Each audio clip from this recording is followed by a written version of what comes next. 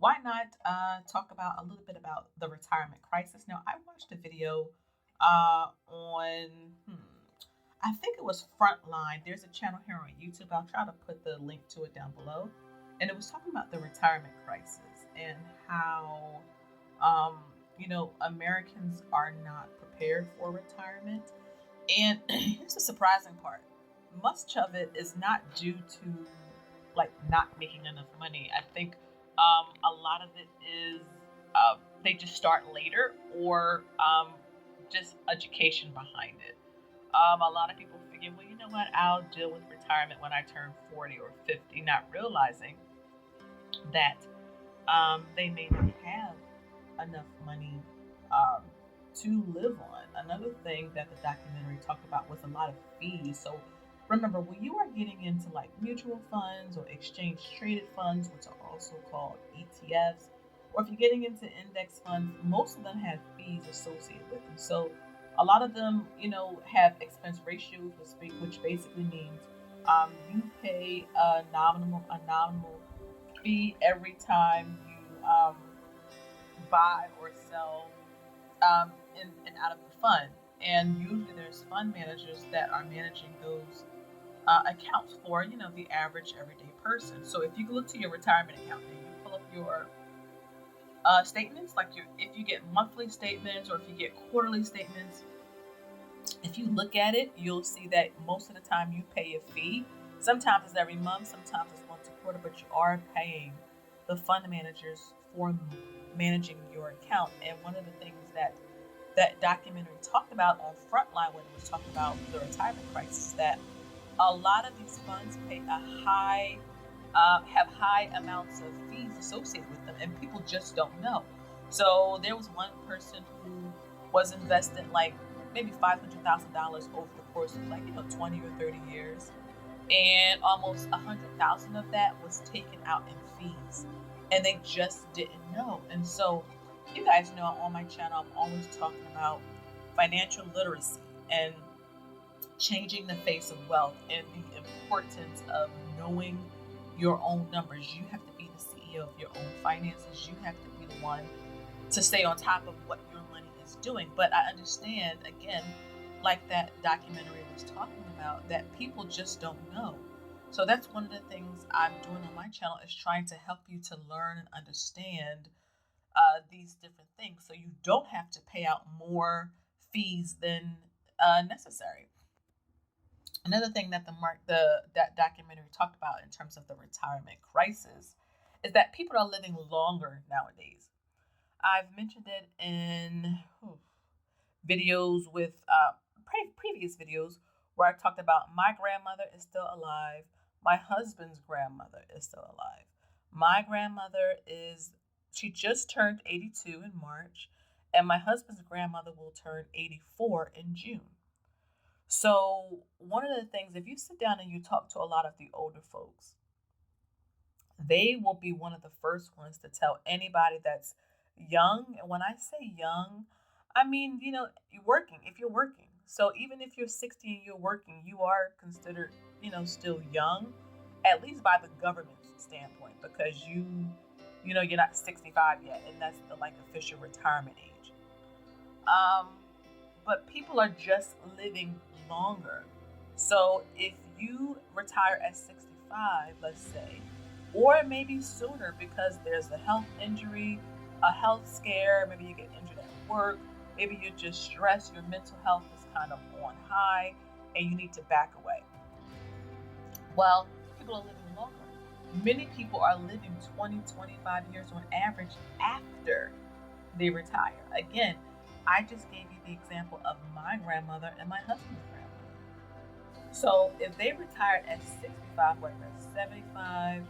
Okay, so 20 years, my husband's grandmother will be retired for almost 20 years. Next year when she turns 85. That's a long time to, to still live, which is a blessing. But to, have bills and medical expenses, of course, when you get older, just having those things there because you don't have any active income anymore. So one of the things I always try to tell people is start with something. You don't have to retire with $1 million. Even if you pull up many of the calculators and it tells you, you know what, unless you get into a big windfall, you're not going to be able to retire with $1 million. But guess what? If you have $500,000, could you make that stretch? Could you make that work? Absolutely.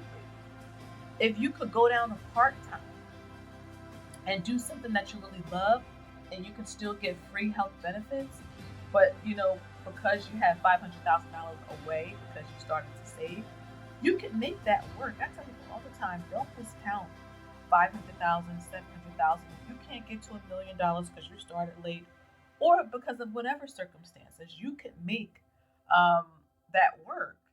And so people are just living longer, and if they're living longer, then they have more expenses associated with that, just like basic housing costs, which is why most financial advisors or retirement experts, wealth building experts, will always suggest that you try to pay off your mortgage by the time you retire, because a mortgage or rent, for example, is mostly everyone's like highest bill, right? That's our highest expense. Our highest expenditure is rent or mortgage. So imagine if you were a homeowner and you had your mortgage paid off, what a load off that would be. And then of course you can make $500,000 stretch because you don't have to pay to lay your head somewhere. You have utilities and things like that, but you don't have to pay a mortgage company.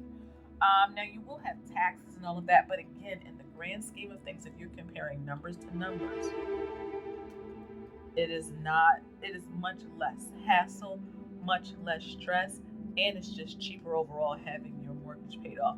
But let's say you're a renter, you don't own a home, and you don't plan on owning a home for whatever reason, for whatever circumstance.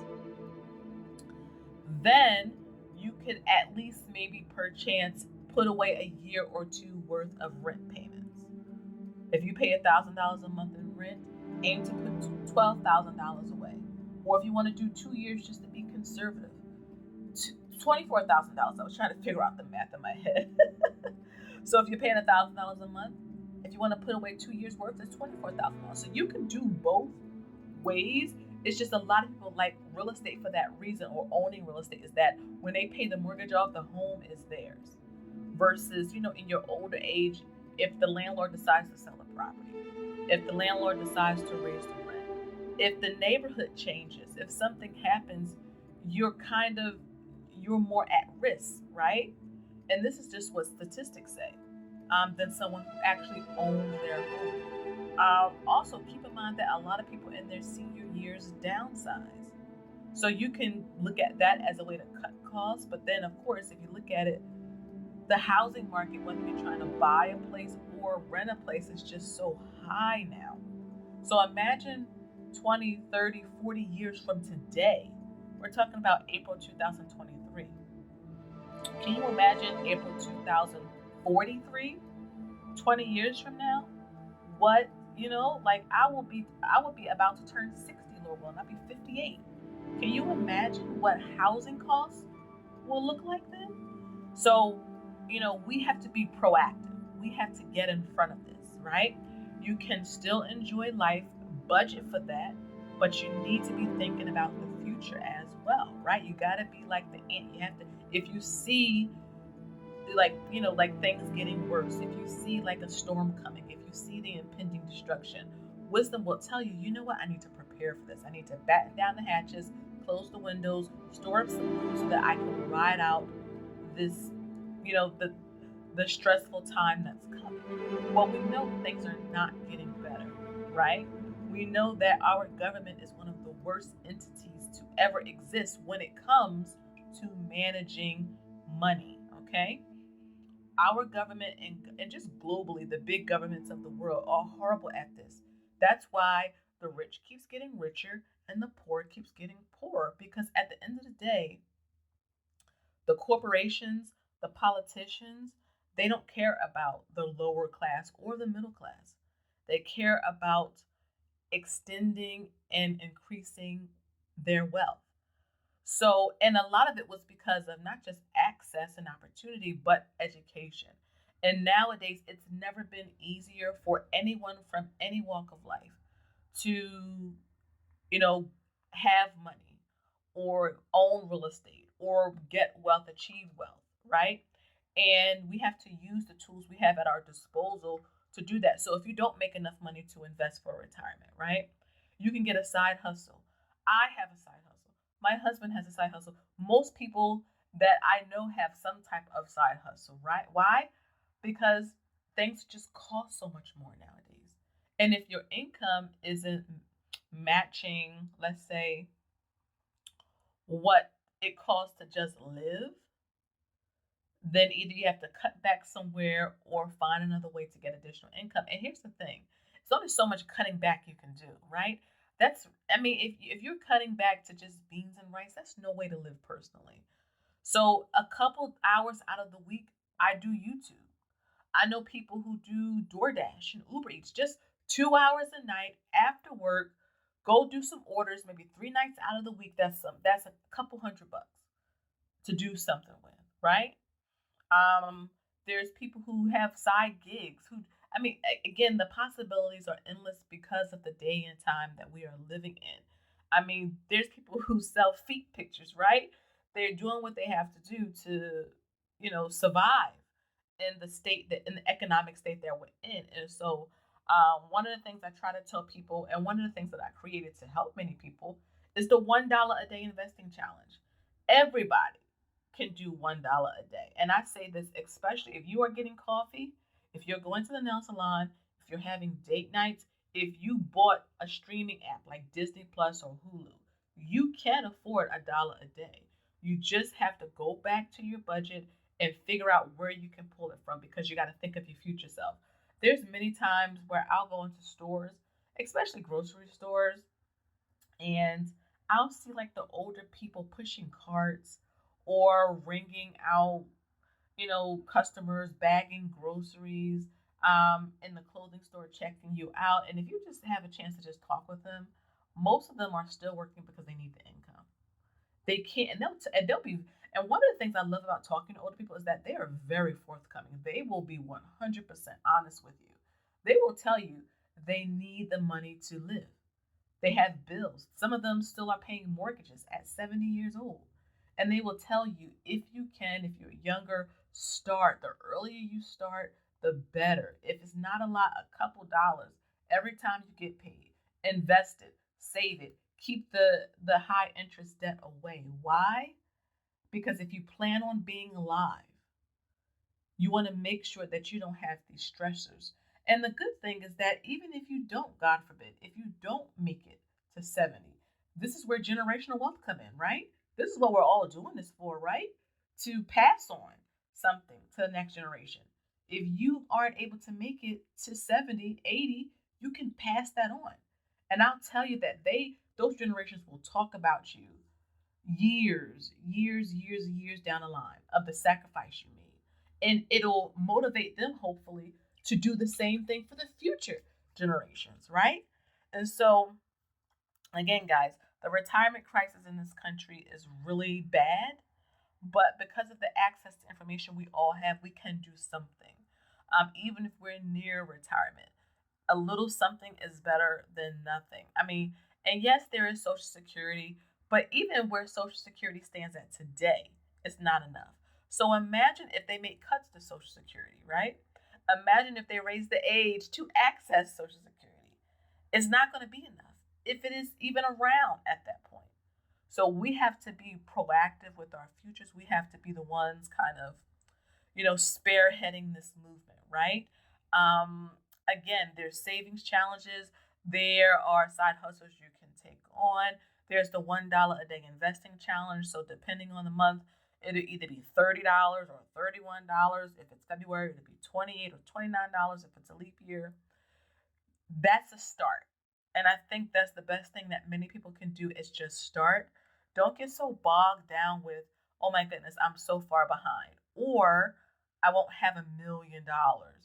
Because again, having $500,000 is still a lot of money. And that's something you can do a little something with.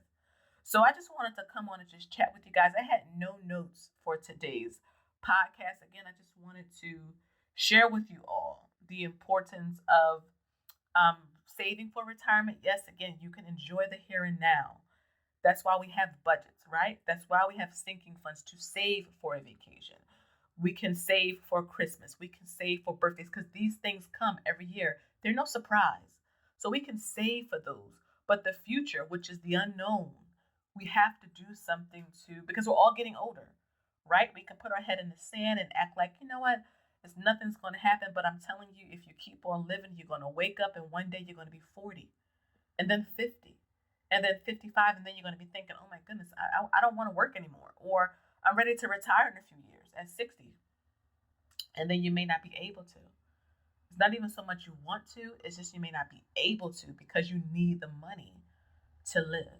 So let me know, leave me some comments down below in terms of how are you when it comes to your retirement investing? Do you feel like you're on par? Do you feel like you're behind? Do you feel like you're ahead of the curve?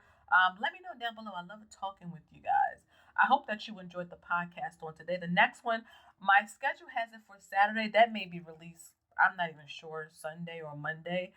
I'm setting up my new equipment. If you check me out on Instagram, I shared it in my stories. A new monitor, laptop, webcam. I have so much stuff I just ordered. So I'm trying to get that all set up and straightened out. But I did pre-film some videos for my main channel on YouTube. I do have a cash stuffing channel as well, so check those out. But the podcast is the one that I'm trying to get caught up on. So enjoy this one. And I'll let you guys know through the community post, when the next one is coming. But it should be in the next couple days or so. So I hope that you guys enjoyed this. Please make sure you like, share, and subscribe. Make sure you hit that bell notification so that you don't miss an upload. Every time I post a video, check out my main channel, Mommy Trader, and my other channel for cash stuffing. I'm also on TikTok. So again, I'm glad that you guys were able to tune in. And until next time, I'll catch you on the next one. Have a good one now, and I will talk to you guys really, really soon. Have a good one. Bye-bye.